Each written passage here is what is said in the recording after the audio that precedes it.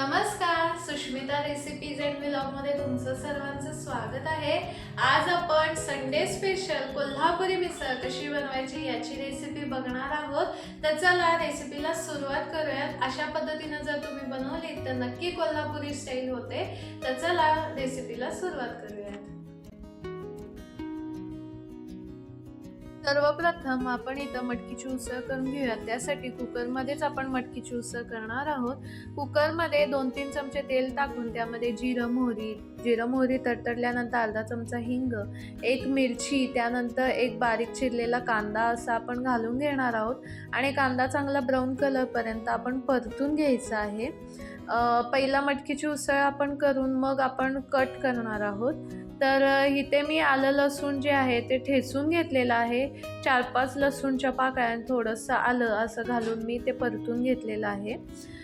त्यानंतर त्यामध्ये अर्धा चमचा हळद घालून घ्यायची आहे आणि एक बटाटा मी फोडी करून घेतलेल्या आहेत, त्यासुद्धा आपण त्यामध्ये घालणार आहोत। आणि आता आपण जी मटकी आहे ती मटकी मोड आलेली मटकी मी विकतचीच आणलेली आहे, बाजारात मिळते ती। तर ती धुवून मी त्यामध्ये घातलेली आहे आणि चांगली परतली आहे। थोड्या वेळाने आपण त्याच्यामध्ये पाणी घालायचं आहे। 4-5 मिनटं आपण ही मटकी परतून झाल्यानंतर आपण पाणी घालायचं आहे। त्यानंतर थोडीशी कोथिंबीर आणि मीठ घालून घ्यायचं आहे आणि अशा पद्धतीनं ही मटकीची उसळ आपण बनवून घेऊयात। आणि जर तुम्ही अशा पद्धतीनं जर बनवलीत मटकीची उसळ जेवणासाठी किंवा डब्यासाठी ती सुद्धा खूप छान होते। तर इथे आपण 3-4 शिट्ट्या करून घेऊयात। आता 3-4 शिट्ट्या होत आहेत, त्यानंतर आपण एका पॅनमध्ये तेल गरम करून घ्यायचं आहे आणि त्यामध्ये पातळ उभा चिरलेला कांदा घालायचा आहे। 3-4 कांदे मी घेतलेले आहेत। मिसळीसाठी जो मसाला लागणार आहे तो आपण बनवून घेत आहोत। कांदा चांगला ब्राऊन कलरपर्यंत परतून घ्यायचा आहे। पातळ उभा चिरलेला आहे। त्यानंतर आपण त्याच्यामध्ये आलं लसूण आणि टोमॅटो घालून घ्यायचं आहे। हे सुद्धा चांगलं परतून घ्यायचं आहे। आलं लसूण जे आहे ते ह्यामध्येच परतून घ्यायचं आहे। त्यानंतर 2-3 चमचे तीळ, पांढरे तीळ आणि 1 चमचा खसखस आपण त्यामध्ये घालायचं आहे। खसखस आणि तीळ हे ऑप्शनल आहेत। त्यानंतर तुमच्याकडे अख्खे धणे असतील तर तुम्ही अख्खे धणे सुद्धा घालू शकता। माझ्याकडे धणे नव्हते, मी धण्याची पूडच करून ठेवत असते, तर मी इथे 1 चमचा धण्याची पूड घालून घेतलेली आहे। आणि आता हे चांगलं परतून घेऊयात। थोडंसं परतल्यानंतर 4-5 मिनटं परतल्यानंतर आपण एका डिशमध्ये हे काढून घेऊयात गार करण्यासाठी। त्यानंतर आपण आता त्याच पॅनमध्ये खोबरं भाजून घ्यायचं आहे। खोबरंसुद्धा मी अर्धी वाटी खोबरं घेतलेलं आहे, चकत्या करून घेतलेल्या आहेत। त्यामध्ये थोडंसं तेल घातलेलं आहे परतण्यासाठी आणि ब्राऊन कलरपर्यंत आपण हे परतून घेऊयात।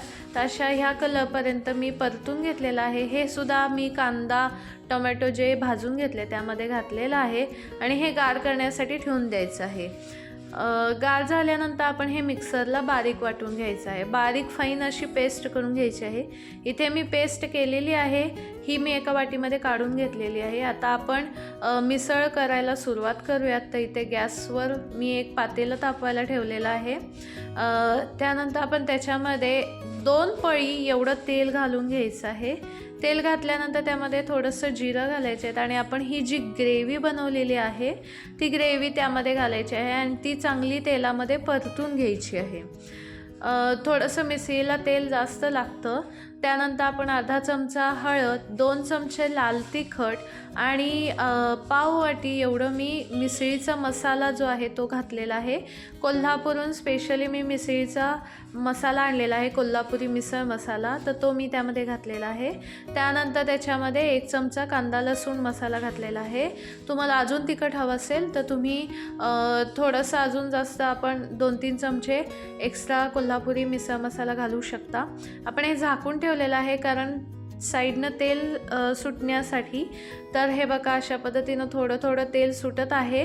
तर आपण ह्याच्यामध्ये जे आता ग्रेव्ही जी आहे ही पातेल्याला लागत असते, त्यामुळे मग आपण त्याच्यामध्ये गरम पाणी घालायचं आहे, म्हणजे मग ही पातेल्याला लागणार नाही आणि तेलसुद्धा सुटतं।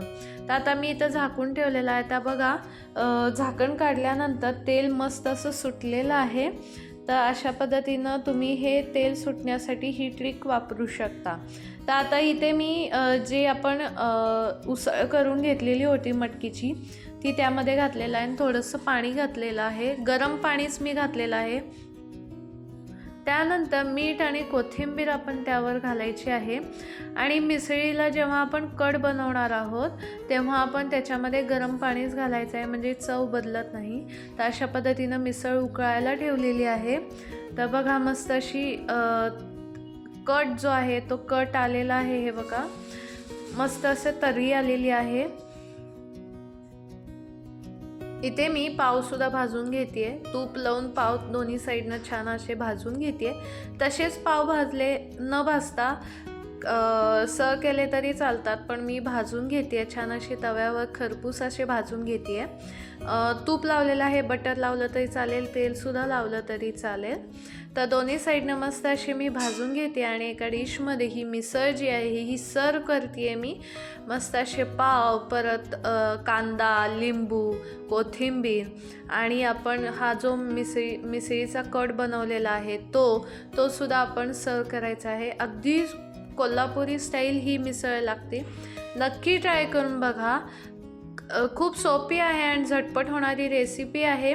संडेच्या जेवणासाठी मी ही रेसिपी बनवलेली होती. वरून मस्त अशी कोथिंबीर, त्यानंतर शेव आणि फरसाण हे घालून मस्त अशी ही सर्व करू शकता. पाहुणे आले तर त्यांच्यासाठी सुद्धा बनवू शकता. अगदी सोपी रेसिपी आहे. आवडली का मग नक्की ट्राय करून बघा हां.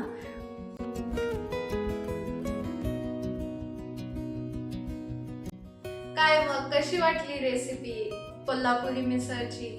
आवडली ना? नक्की ट्राय करून बघा. हॉटेल स्टाईल होते अशा पद्धतीनं जर तुम्ही बनवलीत तर. आणि कशी वाटली हे मला कमेंटमध्ये नक्की सांगा. आणि मी व्हिडिओजमध्ये तुम्हाला सांगते की काही सजेशन्स असतील तर ते सुद्धा मला कमेंटमध्ये नक्की सांगा, ते मी नक्की फॉलो करीन. आवडली असेल तर लाईक शेअर करा आणि माझ्या चॅनलला सबस्क्राईब करा नवनवीन रेसिपीज बघण्यासाठी.